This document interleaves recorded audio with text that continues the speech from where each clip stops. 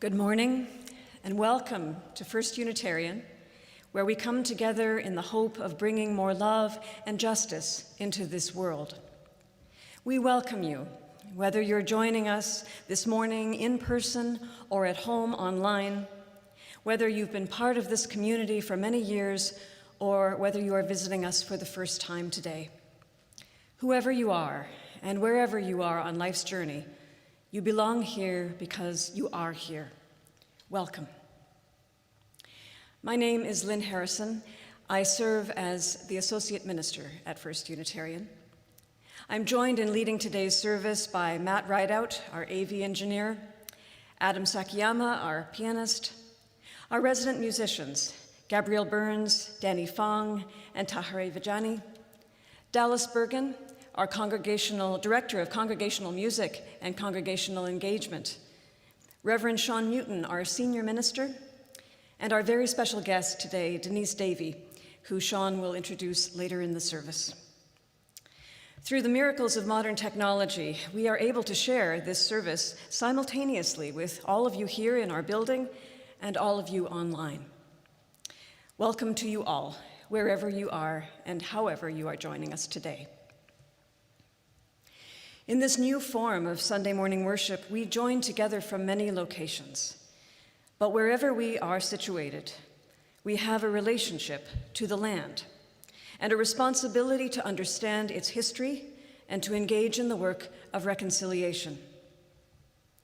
As this morning our service focuses on home and belonging, we humbly recognize that here in Toronto, the land where we gather today is the traditional territory of many nations, including the Mississaugas of the Credit, the Anishinaabeg, the Chippewa, the Haudenosaunee, and the Wendat, and is now home to many diverse First Nations, Inuit, and Métis peoples.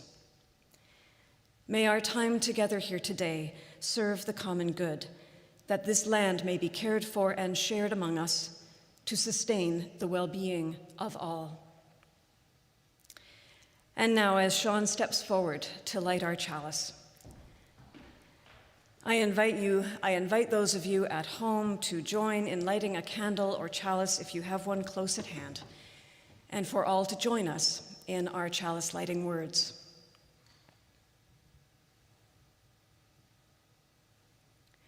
As we light our chalice, may its flame kindle within us the warmth of compassion, the glow of love, the fire of commitment, and the light of truth.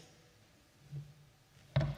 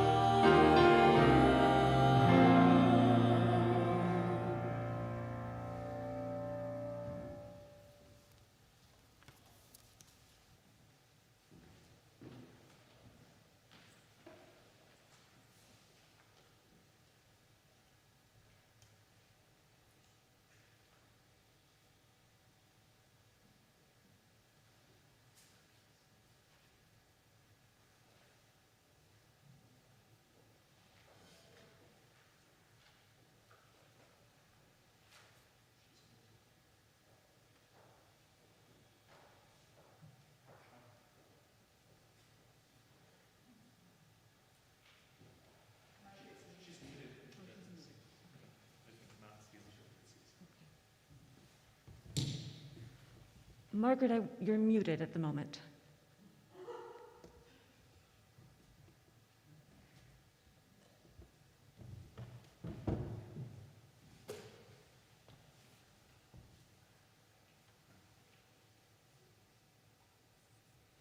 You.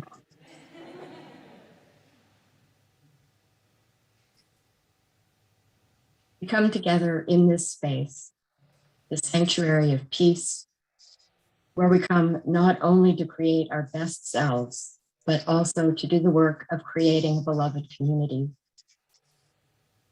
We come together today as individuals, much like individual pieces of glass or pottery that are different shapes, sizes, and colors, all of which are broken with imperfect, jagged edges, but always beautiful.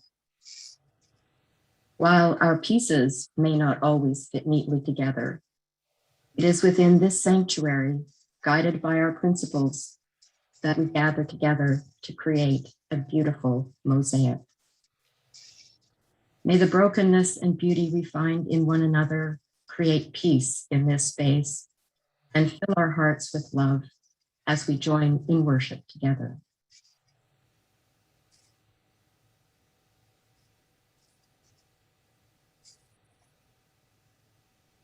To express the highest aspirations of this community of love, commitment, and hope, let us join our voices as one in the words of our congregational covenant. Love is our doctrine, for truth is our sacrament, and service is our prayer. To dwell together in peace, to seek knowledge and freedom, to serve life, to the end that all souls shall grow into harmony with the divine. Thus we covenant with each other and with all.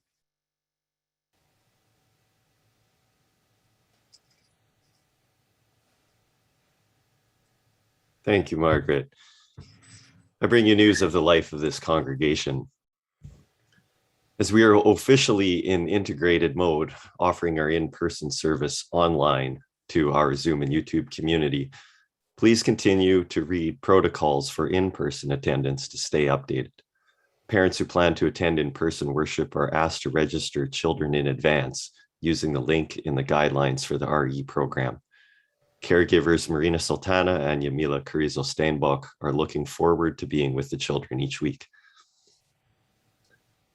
And some wonderful news this morning as we look forward to our future. We welcome warmly our architects, Dean, Kara, and Jason, who are touring the building this morning as they begin work for our new Oakwood location. And news from our refugee settlement team. They are seeking folks for moving furniture from storage locations to the family's new apartment. There are West End and East End teams being formed. December 29th and 30th time slots are available, and we could really use your help for a few hours. You can email rssp@firstunitarian.org.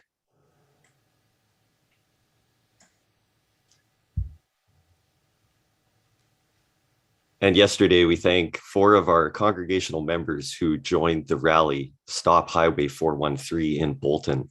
Oh, last Saturday, apologies. And you can see pictures of that on the First Unitarian Facebook page. And to get involved yourself, to add your own voice, pick up a lawn sign or sign the petition following service today if you are in person. And this coming week, news from the CUC, it is the CUC's 60th anniversary weekend, the Canadian Unitarian Council, starting on Friday. We have Elders Circle and regional fall gathering events. And on Saturday, the CUC special meeting, which takes place to discuss and vote on the proposed 8th principle. And that weekend wraps up with the National Sunday service on Sunday, November 28th at 1 p.m. You can get details for all of these events on the CUC website. And I invite you all to subscribe to First Light, our weekly e-newsletter, and check the website for links to our weekly drop-in groups, Tuesday morning awakenings, Thursday evening reflections, and our Monday meditation group. You can subscribe to First Light via the Say Hello link on our website. I want to thank you all for your presence here with us today, for being an integral part of this congregation.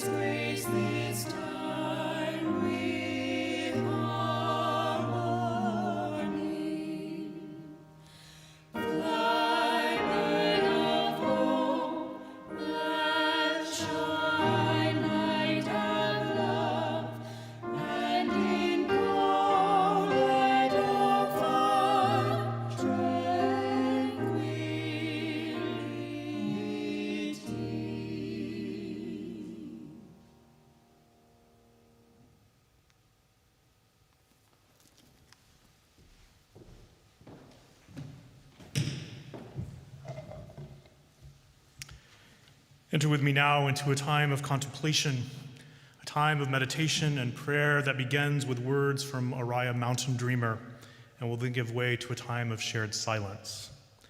After the silence, those here in the sanctuary who wish to do so may come forward to the chalice using the center aisle and returning by the side aisles to light candles of joy, sorrow, commitment, or concern. Everyone else, whether online or in person, may use this time for deeper meditation or to simply savor the music. And during this time, those online may also wish to light a candle at home and share with others on Zoom your joys and sorrows in the chat. Now let us turn to the words of Oriah Mountain Dreamer from her book, The Dance. We are all lost without a sense of home. Home is, of course, not simply a physical place. It is a sense of belonging, of remembering and being remembered, of being put back together again when our journey into the world has fractured and fragmented our sense of self. It is the place that holds some essential piece of you in trust, waiting for you to return when you go out into other places. This is what home is. Not only the place you remember, but the place that remembers you, even if you have never been there before.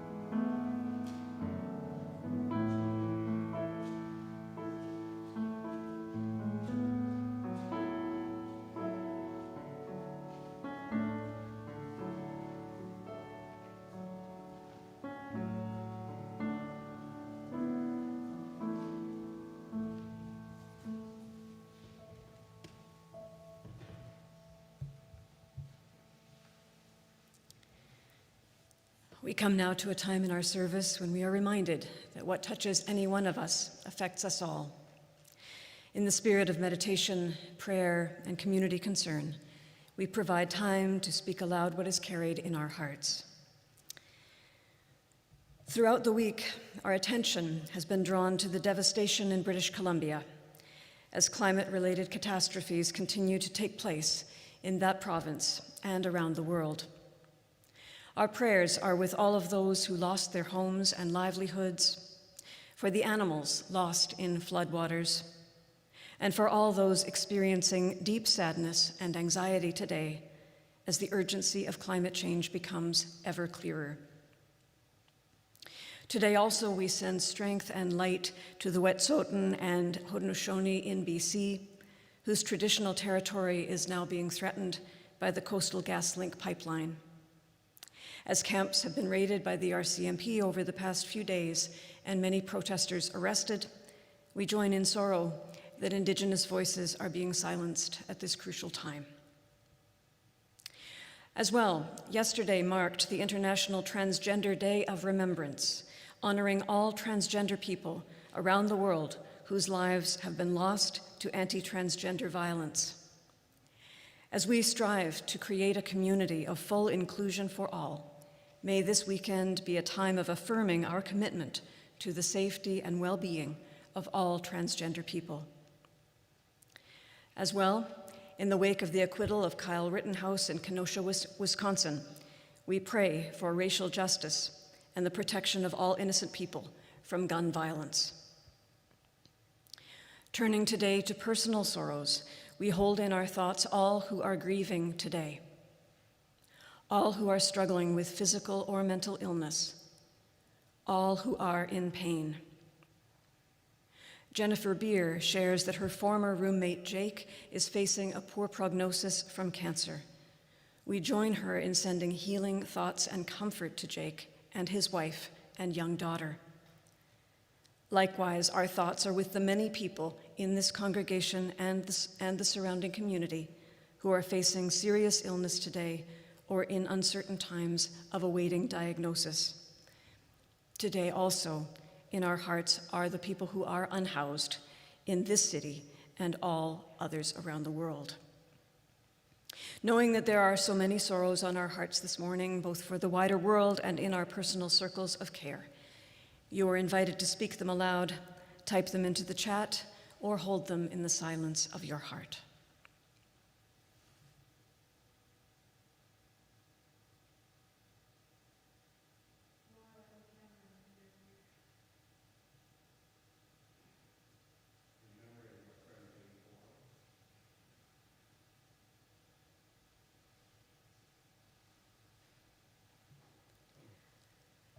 Alongside our many sorrows, we also have joys to share, milestones, blessings, and celebrations of all kinds. Here in our congregation, John Lewis will be turning 90 on Tuesday, November the 30th. Many of us know John from his many years of volunteering in our front office. Even if you haven't met John, I encourage you to sign the birthday card for him, which is at the welcome table today and will be with us again next Sunday. He will appreciate your good wishes on this important birthday. Also, if you are online today and would like your name to be added to the card for John Lewis, just let me know and I'll make sure that it's on. Also, joyful news from Thunder Women Healing Lodge. For the second year in a row, they will be holding a turkey drive, planning to deliver 200 turkeys to local communities and people in need this December. We are glad to support the ongoing work of this local Indigenous organization. Now, if there are other joys to share, you are invited to speak them aloud, to type them into the chat, or to lift them up in your heart. Bridget's 30th birthday! Happy birthday, Bridget! Yay! What a joy that is. Yes, thank you, thank you.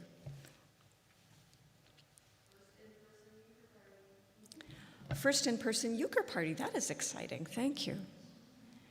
I'm repeating the ones I hear for the benefit of everyone online as well, knowing that we are interweaving in a way that, as best we can, as always.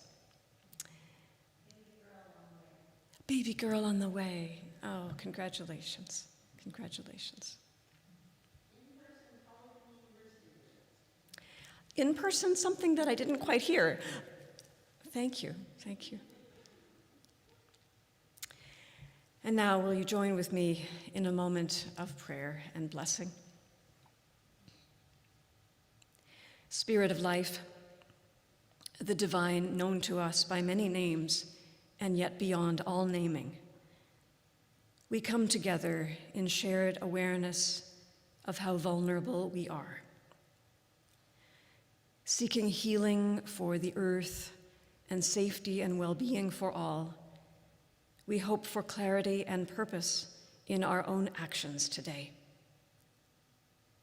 Knowing that there are more concerns in this world than we could possibly name, we seek to care for what we can, whether that be a person, a place, a community, or a cause. Grateful for the many joys that bless our lives in both sought-for and surprising ways, may we live joyful in the knowledge that we are each an essential part of the interdependent web of life, and that even the smallest act of love that any of us can offer will ripple out to care for and heal the world. May it always be so. Blessings and amen.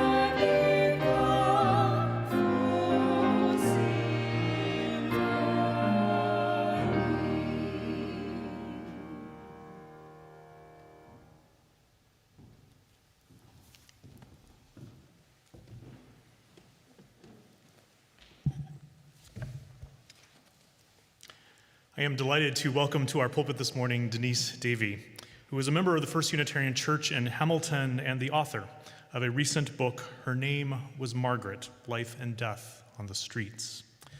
Denise has had a celebrated career in journalism, writing for the Hamilton Spectator for 26 years on issues around mental health, homelessness, and gender.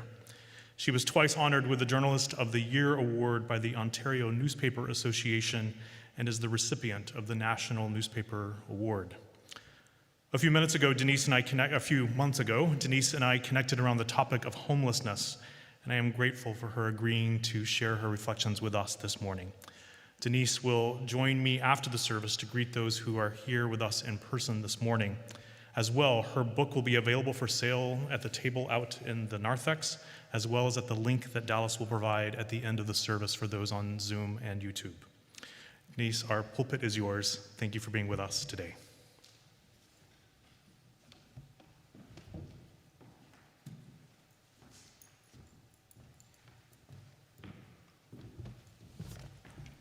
Get rid of the mask. Good morning, and thank you to Sean for allowing me the opportunity to speak today. Thanks to my friend Linda, who used to be with us in the Hamilton congregation. She's going to be helping me afterwards. And thank you for your words about our home, because our homes really are more than the four walls around us. They mean so much more to us. My church in Hamilton is actually still in the process of reopening, so it's really nice to get together with a large group of Unitarians here today. So I want to start my talk by telling you about Margaret, because that's where my journey toward understanding today's homelessness crisis began. It was a very cold night in January, and I was visiting a homeless shelter while on assignment. I was hoping to interview people and tell their stories. I was there as a reporter, just wanting to put a face to my stories. So I'd been there less than an hour when I noticed a woman hunched over one of the rickety wooden benches smoking a cigarette. She looked ragged and beaten down, and with her matted hair and gray leathery skin, I thought for sure she was in her 70s. And the photo actually on the cover of my book is her. And like I said, I thought she was about 70 years old. I asked a staff person about her, and I was told her name was Margaret.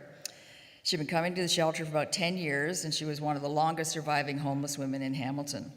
I was absolutely shocked to find out that she was 49 years old. She also told me that she'd likely been diagnosed with schizophrenia because her behavior was so erratic, and she warned me not to approach her. She said she had a habit of smashing people in the face with the hard coffee cups there. My sense was that if I didn't hurt her, she wouldn't hurt me, and that was probably a self-defense mechanism. But I knew that I had to find out what had happened to this poor woman. How could this have happened in this country like Canada, where we're supposed to protect our most vulnerable? And I'm absolutely positive that almost everyone in the room has asked themselves the same question when you've seen a homeless person on the street. How could this have happened in Canada? What I learned that night from Margaret that night, and in my research later, changed everything I thought I knew about homelessness and about homeless people. And it sent me on a 10-year journey to find out what Margaret's story was, and also what happened to the tens of thousands of other people who call the streets their home today. So I somehow got Margaret to open up and talk to me, and she told me that she'd been raised by Pentecostal missionary parents, that she'd been born in Barbados, that she played a piano and accordion in church. It was all very fascinating. However, I didn't know how much to believe. So I had been told that she'd spent some time at the Hamilton Psychiatric Hospital. So I called the hospital the next day and surprisingly was given access to her medical files.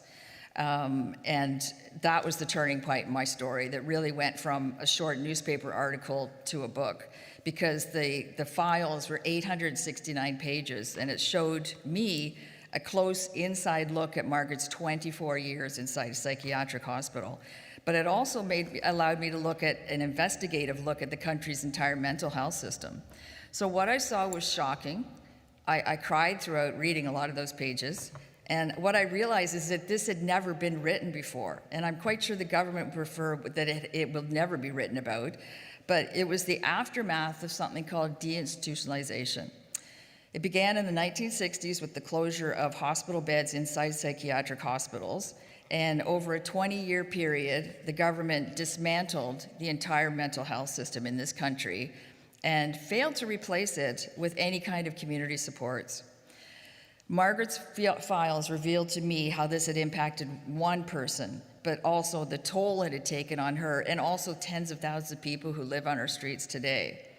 They gave me an unprecedented close-up look at how one person had been treated during the closure of beds, and also revealed how she was repeatedly released from the hospital throughout her 24 years there, and moved into these rundown, completely unsupervised rooming houses. She would, not surprisingly, stop taking her medication and spiral into the chaos of her schizophrenic mind. And despite the fact that she would come back to the hospital in an absolutely horrific shape, often brought back by ambulance, covered in bruises, sometimes in a catatonic state, the push to close the beds was so strong that they just kept moving her back out again and again. So she was stuck in this revolving door for about 20 years. And finally, Margaret turned her back on all institutional care. And it's one of the reasons she continued to reject shelters. So after that 20-year period of bed closures, 80% of hospital beds inside psychiatric hospitals were closed, which also allowed them to close entire psychiatric hospitals. No one objected to the closures because they were made possible, first of all, by the introduction of drugs, which controlled the symptoms of mental illness, but also people could live more productive lives in the community. The problem was that the mental health clinics, the supportive housing never materialized. Outreach workers, nurses, support workers, and social workers were never hired, ever. And so patients like Margaret went from 24/7 care inside the hospital to being moved into these boarding homes that were run by operators who knew absolutely nothing about caring for someone with a mental illness. So what that meant to Margaret and thousands of others was that she not surprisingly, had to completely fend for herself, and things didn't go well. So during her first move, she was found in her room ripping up newspapers. She had not eaten for a week. She was so malnourished and broken down that she could barely move. And that was about 3 months after they moved her out. She would have been about 22. Another time she was found in a dumpster covered in feces, eating garbage out of a dumpster in the basement of an apartment building. And she told doctors she'd been there for over a year. So by the time I met Margaret, she looked like an escapee from a Victorian workhouse. But she was also a pro at surviving the streets, and she had this feisty strength to her that was unbelievable. She knew every back alley, park bench, and laundromat in the city where she could lay her head at night. And to her amazing credit, she has survived through the distorted lens of schizophrenia all those years on the street. Margaret died 2 years after I met her, after she fell and hit her head in a sub shop. And I'm just going to read a very short excerpt from her burial. On December 13th, under a cloudy, colorless sky, Margaret's body was driven across town by funeral coach to Woodland Cemetery, a 100-acre, tree-filled cemetery that overlooks the bay. The Truscott, Brown, and Dwyer Funeral Chapel on King Street East, which had been in the same location since 1950, handled the city-funded burial. Because it was paid for by the city, there would be no mahogany casket, no visitation services where people could share their memories of Margaret, and no funeral service. Instead, her body was placed in a simple, unfinished wooden casket and quietly driven to the cemetery where no one was waiting. On the way to the cemetery, the funeral coach likely passed by some of the coffee shops where Margaret had hung out and the alleyways where she'd slept. At Woodland, the coach wound its way along the narrow asphalt lanes past the tidy rows of gray and black granite stones. Margaret's final resting home was Section 10, Row 39, Grave 8. Cemetery staff dressed in blue coveralls had used special equipment to break through the frost and dig the hole. They unceremoniously lowered the box into the ground and tossed dirt on top. The year Margaret died, 3,872 people died in the city of Hamilton, and most left this world to a ritual of grieving and tender words. Crowds would have gathered beside loved ones' grave sites, and tears would have been shed in their memory. At Margaret's burial, there was no one there to say goodbye. Police had failed to notify anyone of her death, so no one even knew that Hamilton's Princess of the Streets was gone. With no belongings to her name and no will to go over, it was as if she had never been born. So the revelation that I had in writing the book and in researching her files was that this is the problem that is still impacting people today. So people are still falling through the cracks. Family members are still struggling to find help for their loved ones, especially the ones with mental illness, and still fighting to bring them in from the cold. The closure of these hospital beds was a brutal betrayal to people who need our help the most. As a result of this failure to open services, as many as 70% of the people that you see on the streets have a mental illness. Imagine if the government closed the cancer treatment centers and all supports tomorrow. People would suffer and they would die, and that's exactly what's happened with our people who are homeless. This move created a subculture of homeless, mentally ill people who haunt our streets today and lead impossibly tragic lives, as did Margaret. And that's why when I hear people say that, the public say that people choose to be homeless, I wince, because nothing could be further from the truth. People are homeless because they've run out of options. Living on the streets is an act of desperation by people who have no other choice. They reject shelters for actually very sound, solid, rational reasons. They are plagued with disease and outbreak, and this has especially been true during the pandemic, where there's been a much higher rate of COVID and COVID deaths within shelters. They reject shelters because there's no beds, and this is especially true for homeless women, because in Hamilton, Mary's Place is the main shelter for homeless women, and in 2019, they had a turnaway rate of over 2,400 people, and that means that on more than 2,400 occasions, women were turned away because there was no bed at the shelter. Women reject shelters because of fear of violence, and that's a very real fear, or because, like Margaret, they have a mental illness and they cannot manage the loud, confined spaces. In some cases, and I'm sure you've seen this if you've walked down Yonge Street, some homeless people have a pet, and that is very precious to them, and it's sometimes the only thing that gets them out of bed in the morning. It keeps their anxiety at bay. So that's what my point is. Homelessness is not a choice. They've been pushed out of all the other solutions. We will never solve homelessness if our hospitals keep discharging people onto the streets and if outreach workers don't have housing to direct people to. Every night in Hamilton, more than 7,000 people sleep in city shelters, which is double the number from about 4 or 5 years ago. Many people have spilled into the parks and are living in tent encampments in third world squalor. Some groups are disproportionately represented, especially Indigenous, who make up about 4% of our national population, but in Toronto, they make up about 24% of the homeless population. And as I said, many live under the shadow of addiction and mental illness, which has crippled their ability to make the best decisions. They sleep in store doorways, under bridges, in cardboard boxes in cemeteries, and all of this is little wonder that the average age of death of a homeless person in Canada is around 39.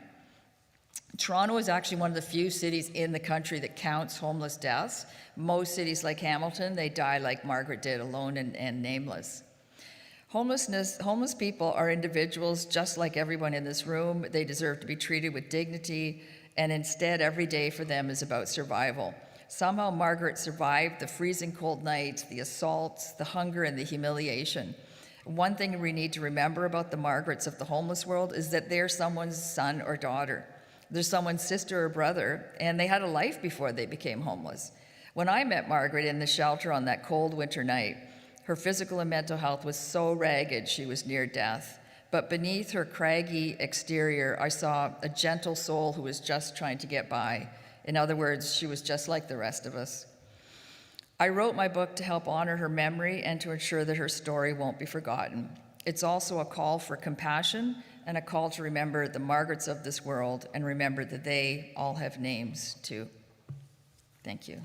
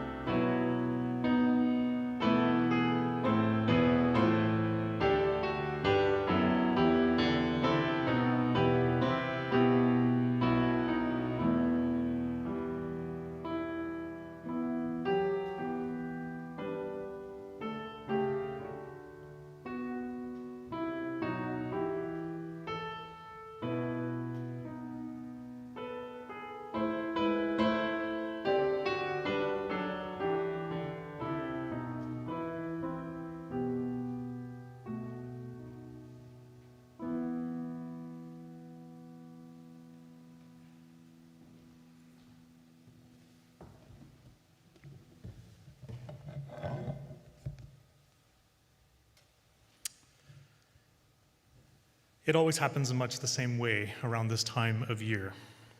Bob asks me what I want for Christmas, and with a straight face I say, world peace. We have been doing this around our house for more than 20 years. Obviously enough, my Christmas wish has yet to be fulfilled. But of course, it is not Bob's fault. It is a pretty tall order, after all, a ridiculously bold request. I think that is why the story of Abraham Olugbegi recently captured my attention. Abraham is 13 years old. He lives in Jackson, Mississippi. He has a rare and troubling blood condition, and he became eligible, given his health challenges, to have a wish granted through the Make-A-Wish Foundation, which endeavors to provide children who are dying or are severely ill with something that will bring them great joy. It's typical that children, of course, ask to meet their celebrity superheroes or want a new PlayStation or a shopping spree. Many ask to take a trip to Disneyland with their families. But Abraham chose something of an entirely different order. He asked for help feeding the homeless in his city for a year. He asked for help doing what he and his family had already been doing for 4 years, but which had become harder as his health took a turn for the worse. And so the Make-A-Wish Foundation gladly granted his wish, and they have now provided hot meals to 80 people in Abraham's name every month for the past year.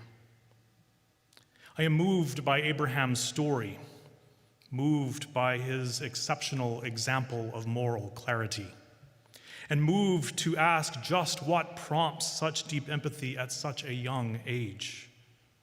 What would move him to be so selfless?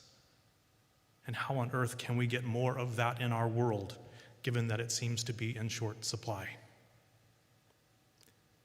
For those of us who live in urban settings, there is an arguably necessary outer layer that we put on to navigate everyday life in the city. It is an ability most any city person develops over time, an ability to sit on the subway and gaze intently into the middle distance, avoiding eye contact with our nearby neighbors, which, in all honesty, can be an act of generosity as we give others their space and their privacy.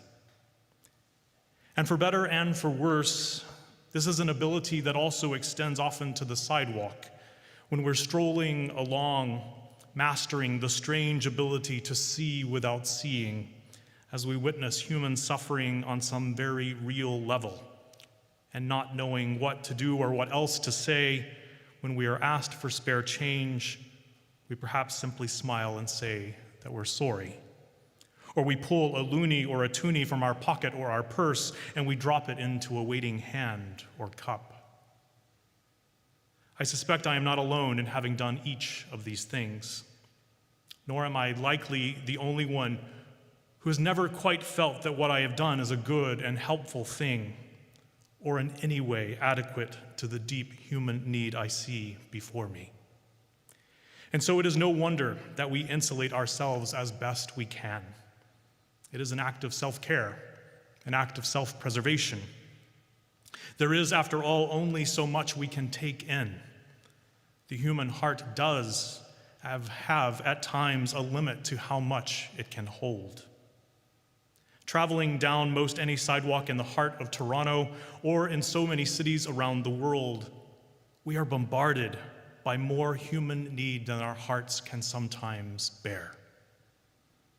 And we are asked for change, certainly in terms of coins or cash, but we are also asked for change on a systemic level that brings an end to people sleeping on the streets, people being desperate for their next meal, and people, as Denise so eloquently and powerfully reminded us, who need and deserve support for their physical and mental well-being. In the face of this, it is hard to resist the hardening of our hearts, to close inwards because we are so overwhelmed. I'm struck at times how I have to fight this response, even though I experienced homelessness myself after my disastrous coming out to my parents at the age of 19. My theory is that we struggle to respond to homelessness, both as individuals and as a society, because it delivers us up to the doorstep of some of our deepest fears. But that sense of primal vulnerability we may feel also begs fundamental questions that go to the very heart of what it means to be human. They may well have been the very first questions ever uttered by some of our earliest ancestors, who, finding themselves in the wilderness of the world, grappled with the choice of going it alone or banding together for some hope of shared survival. Will you take me in? Will I do the same for you? These are questions as old as humanity, and as relevant today as they have been for every generation that has gone before us. Though questions rarely spoken, at least out loud, I believe these questions are, for many of us, never far from our thoughts.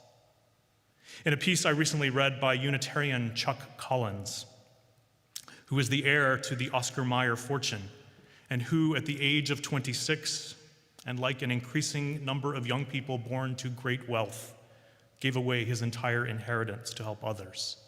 He wrote, "I recently had coffee with a single friend who rents an apartment in my neighborhood. With the downturn in the economy, she was worried her job would soon be cut. I said offhandedly, 'You can come live with us.' 'I can,' she said, and then she started to cry. 'Of course, you will always have a place to live.' At that point, she began to sob. And then a thought crossed my mind. Well, as long as we have a house. How quickly we go to our most vulnerable place. It is no wonder that so many of the world's oldest civilizations, that so many of the world's great religions have addressed this deep sense of vulnerability, this fear of life's awesome fragility, by demanding hospitality be accorded the stranger, by requiring aid be given to the weak and to the poor. Serve God, the Quran says, and do good to orphans, those in need, neighbors who are near, neighbors who are strangers, the companion by your side, the wayfarer that you meet, and those who have nothing." The author of Leviticus writes that the Hebrews are to love the stranger as themselves, reminding them that they too were once strangers in a strange land. It would be easy to discount such ancient wisdom, seeing it simply as the product of a very different time and place, the scriptures of peoples living in a world nothing like our own. It would be easy to dismiss that is, were it not for the persistence of these most human questions of who will help us in our time of deepest need, and who will we help in theirs. Our social contract calls us to action. And it is heartening to see the many things that are being done to address homelessness on a policy level, as well as through practical, pragmatic supports. And yet, the problem remains a stubborn one. I take heart in the unanimous vote by Toronto City Council the week before last to study the impact of simply providing rent-free or free rent housing for a year to the roughly 10,000 homeless people in our city. The report is due on this to Mayor Tory in January. The compelling argument at the heart of it is that the cost involved will be significantly less than those actually involved in running the shelter system. But this decision must not be made on the basis of budget alone. There is a terrible human cost to homelessness for those directly affected and for society as a whole. This proposed intervention is bold, and it could go a very long way to stabilizing the lives of thousands of people who need help out of this city's housing crisis. With the numbers of those experiencing homelessness steadily rising, we simply cannot miss this moment to make a meaningful difference, which means we must summon the moral courage to do what we can. That may mean giving generously to organizations who work in this area. It may mean seeking out opportunities to volunteer.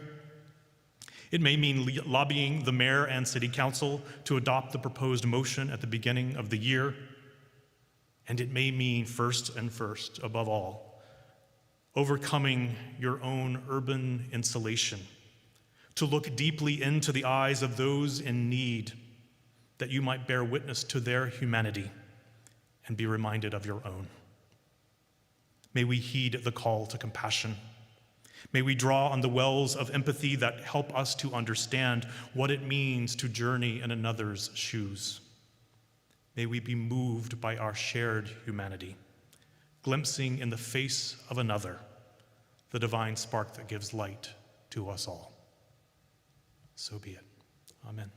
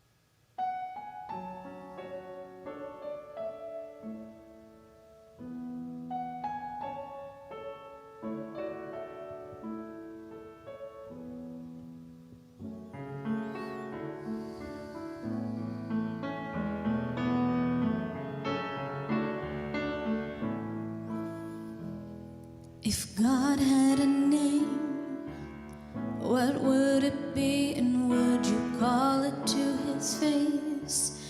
If you were faced with him in all his glory, what would you ask if you had just one question?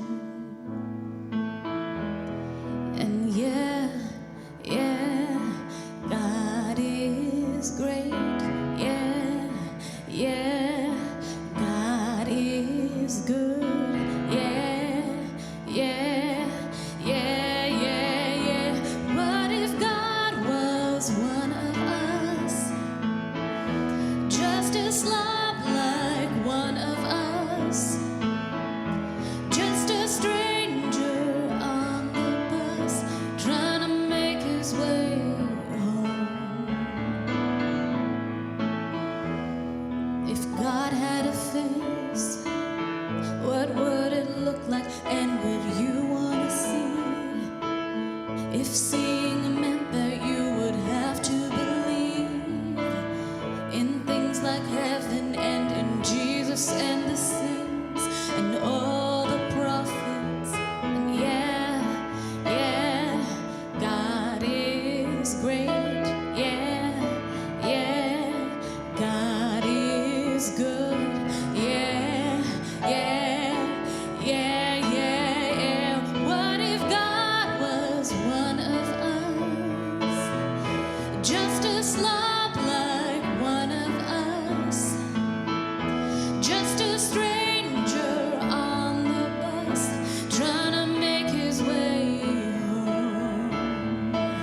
Just trying to make his way home. Like up to heaven all alone. Nobody calling on the phone, except for the Pope maybe in Rome. Yeah, God is great. Yeah, God is good. Yeah. What if God was one of us? Just a slob like one of us. Just a stranger on the bus, trying to make his way home. Just trying to make his way home. Like a holy rolling stone. Like up to heaven all alone. Just trying to make his way home. Nobody calling on the phone, except for the Pope maybe in Rome.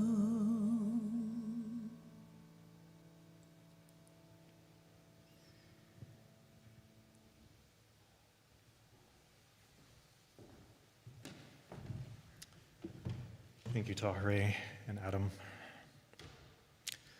Go out into the world in peace. Have courage. Hold on to what is good. Return to no person evil for evil. Strengthen the faint-hearted. Support the weak. Help the suffering. Honor all beings. Again and again and again.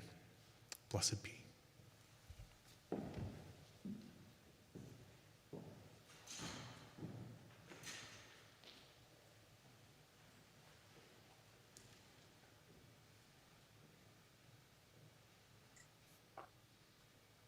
Thank you for your presence among us today. And deep thanks to Denise Davey for preserving and honoring Margaret's memory and bringing those words to us today. A reminder that there'll be no coffee hour or small groups on site. Reverend Sean and Reverend Lynn will greet you outdoors as you exit the building. And if you're with us online today, you're invited to join small group discussions by accepting the invitation when prompted. A reminder that these groups are unmoderated, so please bring your very best self, assuming best intentions, and making space for all voices. Today's discussion question is, what does the call to compassion involve for you?